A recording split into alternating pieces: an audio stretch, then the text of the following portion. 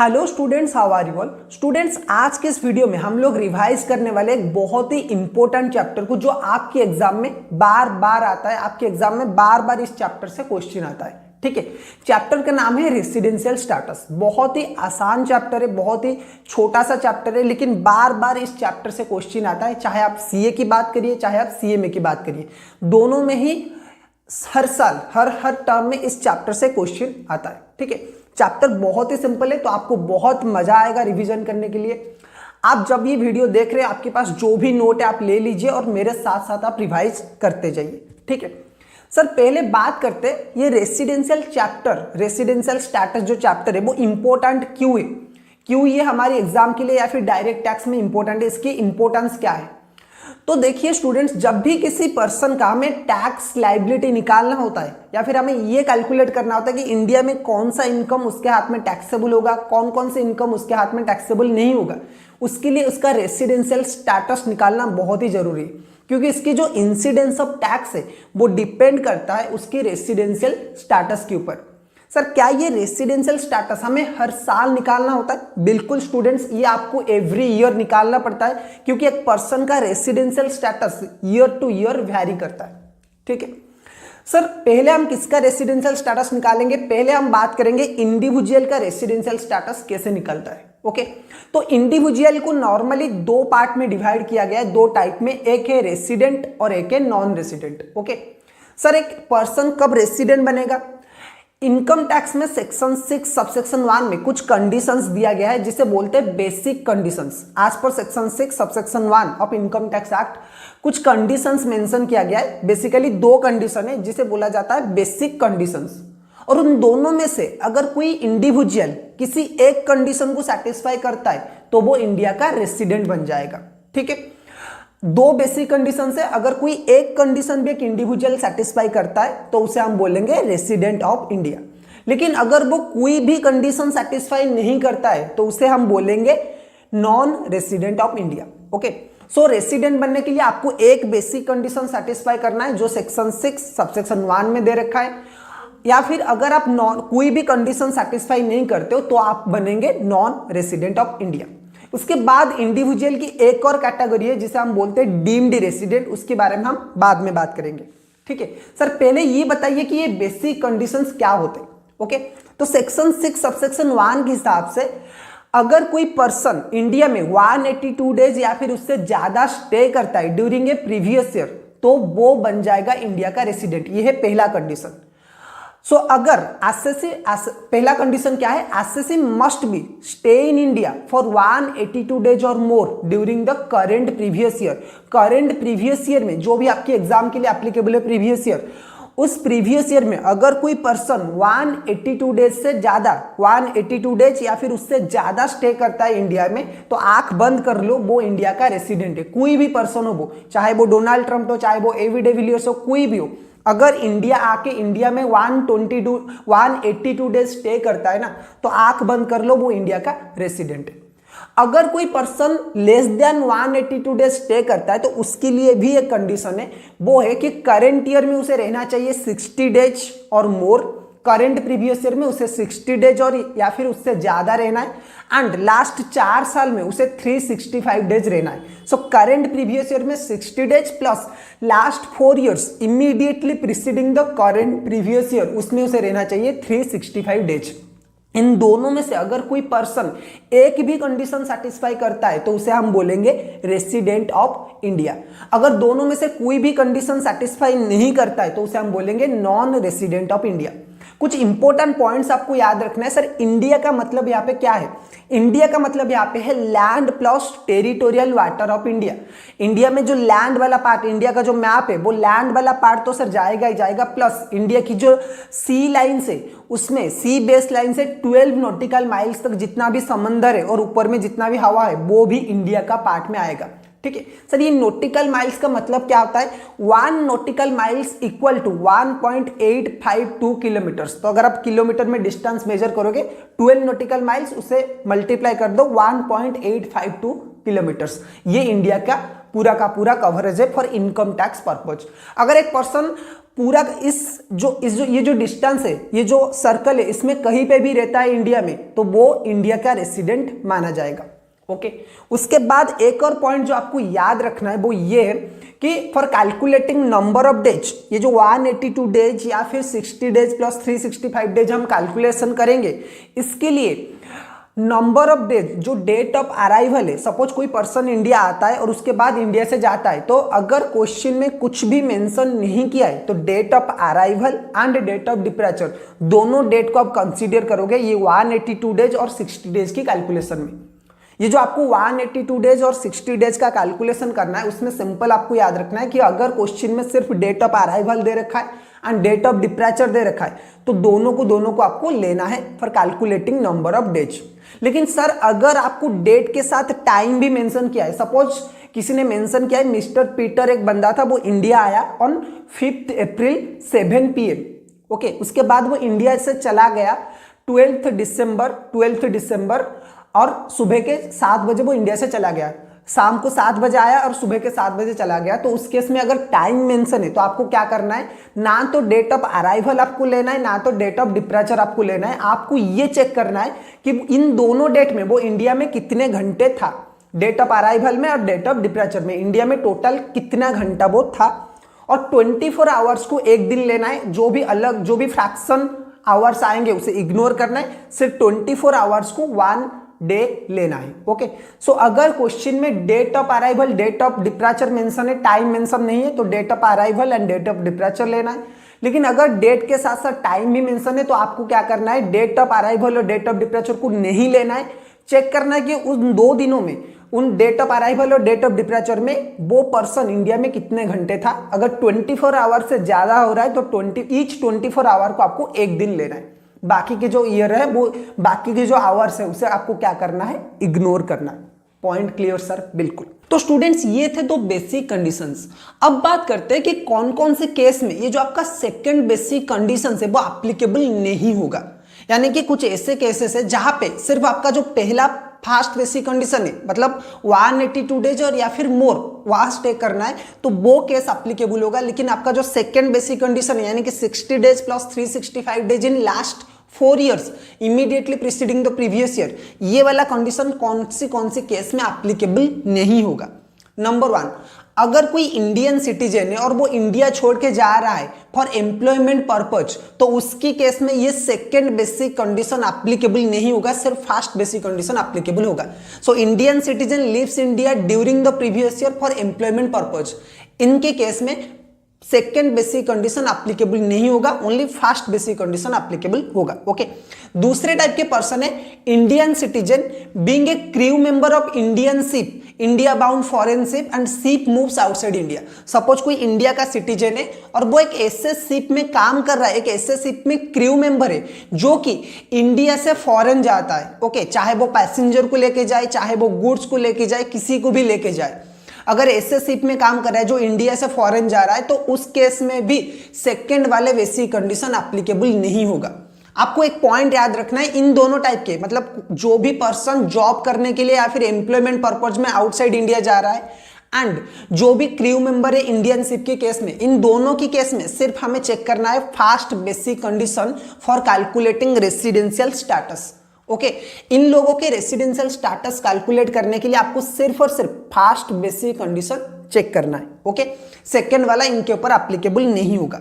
और एक टाइप के कैटेगरी के पर्सन है जो है पर्सन ऑफ इंडियन ओरिजिन और person resides outside India. India का कोई सिटीजन है जो बाहर रहता है या फिर पर्सन ऑफ इंडियन ओरिजिन, अगर ये इंडिया घूमने के लिए आता है, इंडिया विजिटिंग में आते हैं ड्यूरिंग द प्रीवियस ईयर, तो इनके केस पे सेकेंड बेसिक कंडीशन एप्लीकेबल नहीं होगा। तो सर इनकी टैक्सेशन, इनकी रेसिडेंशियल स्टेटस कैलकुलेशन कैसे होगा? इसके लिए आपको चेक करना है जो पर्सन ऑफ इंडियन ओरिजिन है या फिर इंडियन सिटीजन है, उसका अदर देन इंडियन इनकम यानी कि अदर देन फॉरेन इनकम यानी कि इंडियन इनकम कितना है। ठीक है, जो पर्सन ऑफ इंडियन ओरिजिन है या फिर इंडियन सिटीजन है उसकी अदर देन फॉरेन इनकम यानी कि सिंपल लैंग्वेज में बोलूं तो इंडियन इनकम कितना है। अगर उनका Indian income less than 15 lakh है, less than equal to 15 lakh है, 15 लाख या फिर 15 लाख से कम है, तो उस केस में आपको चेक करना है कि वो इंडियन सिटीजन या फिर person of Indian origin 182 days से ज्यादा स्टे कर रहा है या फिर कम स्टे कर रहा है। यानी कि इनके लिए कैलकुलेशन सिंपल है, अगर वो 182 डेज या फिर उससे ज्यादा रह रहे तो वो रेसिडेंट है या फिर वो नॉन रेसिडेंट है। लेकिन सर अगर इनका income other than foreign income 15 lakh से ज्यादा है तो उस केस में हम क्या करेंगे, उस केस में आपका आएगा पहला कंडीशन 182 डेज, ये तो सबके लिए एप्लीकेबल होगा। दूसरा जो कंडीशन है, दूसरा बेसिक कंडीशन जो है वो थोड़ा सा मॉडिफाई यहाँ पे हो जाएगा। पहला वाला ओरिजिनल कौन सा था, 60 प्लस 365, यहां पे सर क्या आ जाएगा 120 days during the current previous year plus 365 days in last 4 years immediately preceding the previous year. यानी कि अगर मैं बोलूं ओरिजिनल था 60 प्लस 365, यहां पे हो जाएगा 120 प्लस 365।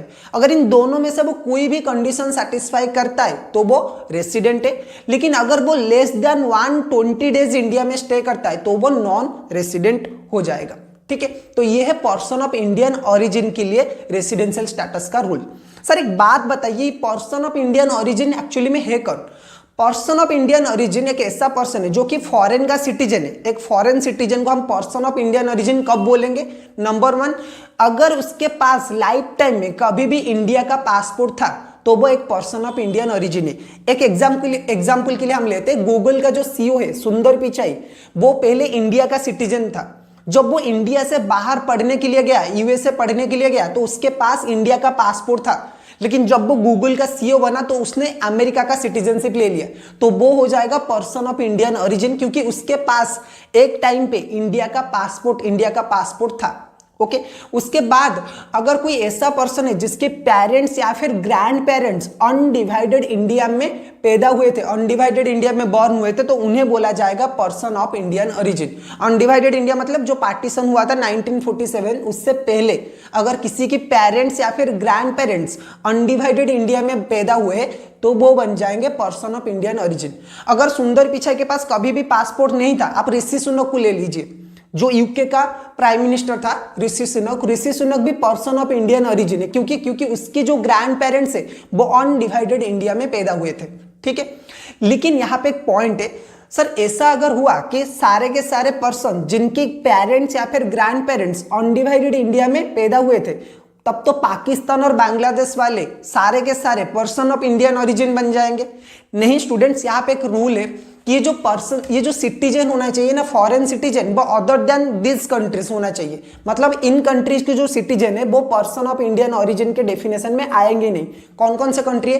पाकिस्तान, अफगानिस्तान, बांग्लादेश, श्रीलंका, नेपाल, भूटान, चाइना, इन सारे कंट्रीज के जो सिटीजन है ये पर्सन ऑफ इंडियन ओरिजिन में कभी भी नहीं आएंगे। अगर इनके अलावा और कोई कंट्री का सिटीजन है और वो पर्सन ऑफ इंडियन ओरिजिन, उसके पेरेंट्स या फिर ग्रैंड पेरेंट्स अनडिवाइडेड इंडिया में पैदा हुए थे, तो उन्हें बोला जाएगा पर्सन ऑफ इंडियन ओरिजिन।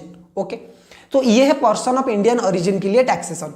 उसके बाद सर आता है कि अगर कोई बेसिक कंडीशन सेटिस्फाई कर लेता है, अगर कोई इंडिविजुअल बेसिक कंडीशन सेटिस्फाई करता है, उसके बाद हम चेक करेंगे क्या वो ऑर्डिनरीली रेसिडेंट है या फिर वो नॉट ऑर्डिनरीली रेसिडेंट है। तो पहला क्या है? पहला एक इंडिविजुअल के लिए हम चेक करेंगे क्या वो रेसिडेंट है या फिर वो नॉन रेसिडेंट है। एक बार अगर वो रेसिडेंट बन गया, नॉन रेसिडेंट बना तो वहीं पे चैप्टर क्लोज, उसका टैक्सेशन उसी हिसाब से होगा। लेकिन अगर वो रेसिडेंट बन जाता है तो रेसिडेंट की केस में क्या होगा सर? रेसिडेंट में भी दो टाइप के पर्सन है। पहला टाइप का पर्सन है ऑर्डिनरीली रेसिडेंट और दूसरे टाइप के पर्सन है नॉट ऑर्डिनरीली रेसिडेंट। अब सर ये ऑर्डिनरीली रेसिडेंट बनने के लिए और क्या करना होगा? ऑर्डिनरीली रेसिडेंट बनने के लिए सेक्शन 6 सबसेक्शन 6 में दो कंडीशंस दिया हुआ, जिसे बोलते हैं हम एडिशनल कंडीशंस। सेक्शन 6 सबसेक्शन 6 में दो कंडीशंस मेंशन है, जिसे हम बोलते हैं एडिशनल कंडीशन। अगर कोई रेसिडेंट पर्सन वो दोनों कंडीशन सेटिस्फाई करता है तो वो बन जाएगा ऑर्डिनरीली रेसिडेंट। लेकिन अगर कोई एक सेटिस्फाई करता है, अगर कोई पर्सन सिर्फ एक कंडीशन सेटिस्फाई करता है या फिर कोई भी कंडीशन सेटिस्फाई नहीं करता है, तो उसे हम बोलेंगे resident but not ordinarily resident. तो पहले बेसिक कंडीशन सेटिस्फाई करना पड़ेगा जिसकी वजह से आप रेसिडेंट बनोगे। उसके बाद आपको एडिशनल कंडीशन सेटिस्फाई करना है जिसकी वजह से आप ऑर्डिनरी रेसिडेंट या फिर नॉट ऑर्डिनरी रेसिडेंट बनोगे। ओके, तो सर बता दीजिए कि ये एडिशनल कंडीशन क्या क्या है। ओके, सेक्शन 6 सबसेक्शन 6 के हिसाब से ये बोल रहा है RCC must be resident in India for any 2 years out of 10 years immediately preceding the previous year. हमारे प्रीवियस ईयर को छोड़ के उसके पिछले 10 साल में हमें ये चेक करना है कि आरसीसी एनी 2 year में कोई भी 2 साल में रेसिडेंट होना चाहिए। ठीक है, कोई भी 2 साल में बेसिक कंडीशन सेटिस्फाई करना चाहिए।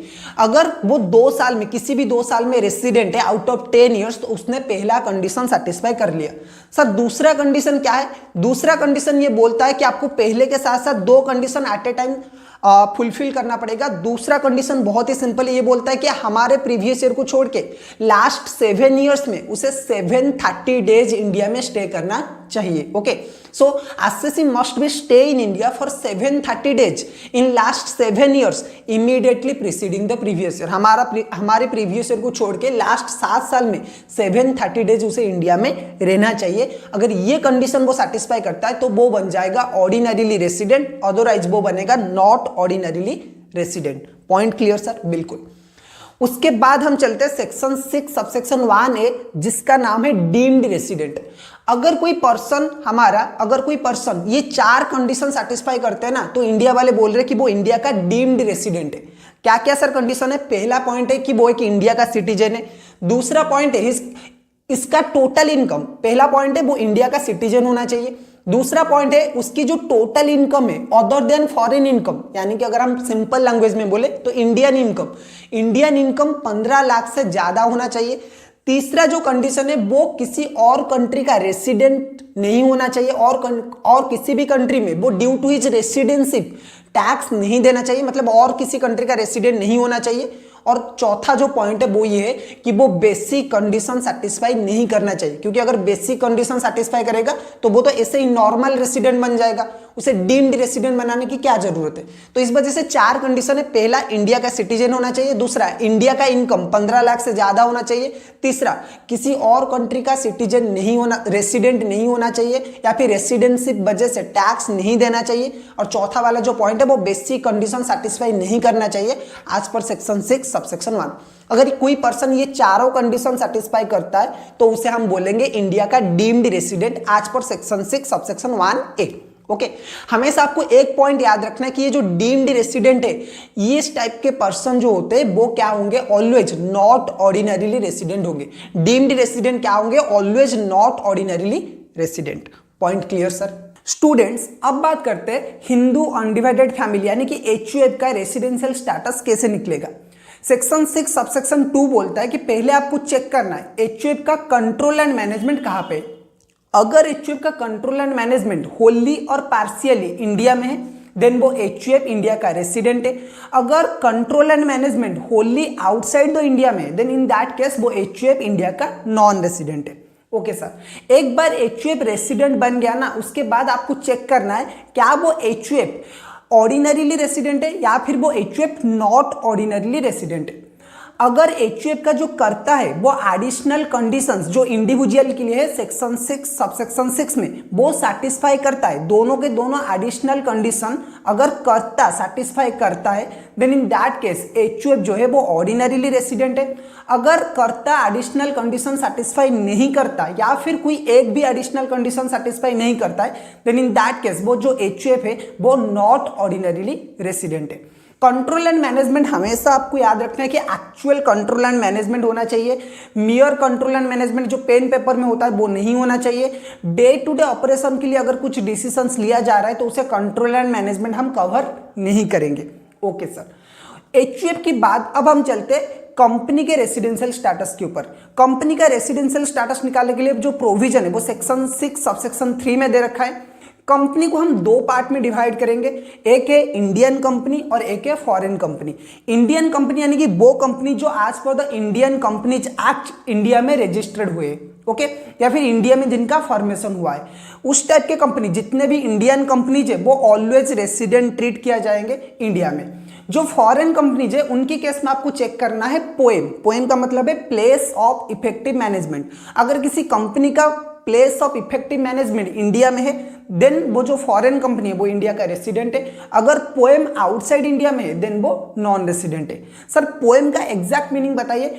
पोएम का मतलब है प्लेस ऑफ इफेक्टिव मैनेजमेंट। इसका अगर कुछ हम एग्जांपल ले, सपोज कोई कंपनी इंडिया में अपनी board meetings, maximum board meeting India में करता है, या फिर अपनी सीईओ सीएफए की जो अपॉइंटमेंट है वो इंडिया में करता है, या फिर डिविडेंड डिस्ट्रीब्यूशन की जो डिसीजन है वो इंडिया में करता है, या फिर एजीएम या फिर एजीएम इंडिया में कंडक्ट करता है, तो हम ये बोल सकते हैं कि इस कंपनी का जो पोएम है वो इंडिया में है।